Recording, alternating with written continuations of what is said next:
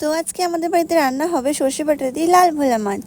তো প্রথমেই মাছগুলোকে হলুদ লবণ মাখিয়ে নিয়ে তারপরে গরম তেলের মধ্যে ভাজা করে নেওয়া হচ্ছে। তোমরা কারা কারা এই ভোলা মাছের সর্ষে বাটার রেসিপিটা ট্রাই করেছো অবশ্যই জানিও, আর যারা ট্রাই করোনি তারা আমার রেসিপিটা দেখে শিখে নাও। তো এদিকে মাছগুলো ভাজা হতে হতে আমি মশলাগুলোকে বেটে নিচ্ছি। মশলার উপকরণ হিসেবে আমি নিয়েছি সবুজ লঙ্কা, লাল লঙ্কা এবং সর্ষে। এগুলোকে ভালো করে আমি শিলনোড়ায় বেটে নিচ্ছি।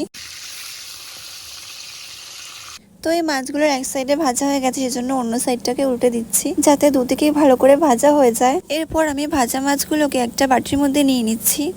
জানো তো আমার মাছ খেতে একদমই পছন্দ হয় না, কিন্তু সর্ষে বাটা দিয়ে এরকম মাছের রেসিপি করলে আমার কিন্তু দারুণ লাগে। আর বাঙালি হয়ে জন্মেছে আর মাছ খাবো না, এটা তো হতেই পারে না, তাই না? সেই জন্য বাড়িতে এরকম ইউনিক রেসিপিগুলোকে ট্রাই করে দেখি। তো এদিকে আমাদের মশলাপাতি সমস্ত কিছু বাটা হয়ে গেছে। এখানে রয়েছে সর্ষে বাটা আর হচ্ছে লঙ্কা বাটা। এই লঙ্কা বাটার মধ্যে রয়েছে লাল লঙ্কা, সবুজ লঙ্কা আর জিরে। তো প্রথমে এখানে লঙ্কা বাটাটাকে কড়াইতে দিয়ে দেবো, আর যে সর্ষে বাটা ছিল সেটা আমাদের পরে লাগবে। তারপর এখানে লঙ্কা বাটার মধ্যে দিয়ে দিয়েছি হলুদ আর লবণ।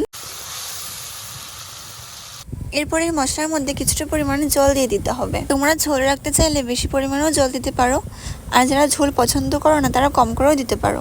আর এদিকে সর্ষে বাটার মধ্যেও কিছুটা পরিমাণে জল দিয়ে নেব, আর তারপর এটাকে ভালো করে মিক্স করতে হবে। এরপরে এই ভাজা মশলাটার মধ্যে ভালো করে তেল দিয়ে নেব, আর তারপরে মাছগুলোকে আস্তে আস্তে ছেড়ে দেবো।